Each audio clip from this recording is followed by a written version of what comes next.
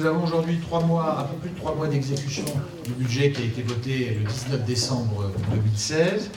18% des crédits de fonctionnement ont été consommés, contre 17% en 2016, on est à peu près sur les mêmes niveaux. Globalement, les dépenses de fonctionnement sont en baisse de près de 5% par rapport à l'an dernier, après correction du calendrier des paiements, puisque, comme vous le savez, nous essayons de payer plus rapidement année après année, même si la trésorerie ne nous facilite pas toujours les choses. Les efforts se poursuivent donc sur les charges à caractère général dans ce budget, qui recule de près de 7% par rapport à l'an dernier, représentant une économie de 103 000 €. La quasi-totalité des lignes budgétaires diminue, mais les principales économies par rapport à l'exercice budgétaire de l'an dernier sur les mois de janvier, février et mars portent sur les coûts de fonctionnement des services, notamment les fournitures administratives et techniques, et sur la communication.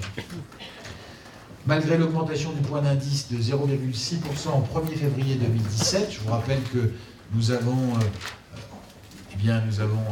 du point de vue budgétaire subi, mais nous avons appliqué 2 hausses du point d'indice des fonctionnaires, donc 0,6% à la fin de l'année dernière et 0,6% en février, ce qui fait donc mécaniquement augmenter les coûts salariaux pour la ville. Et bien, malgré cette augmentation décidée par le gouvernement, les dépenses de personnel diminuent de 158 000 €, soit une baisse de 4% par rapport à 2016.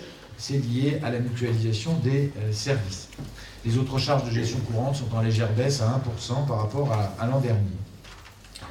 Le niveau de réalisation des travaux et équipements n'est que de 8% pour le moment, mais nous attendons de nombreuses réponses à des demandes de subventions, réponses qui devraient intervenir dans les semaines qui viennent, ce qui explique ce taux légèrement inférieur à celui de l'an dernier, puisqu'il était à l'époque de 11%.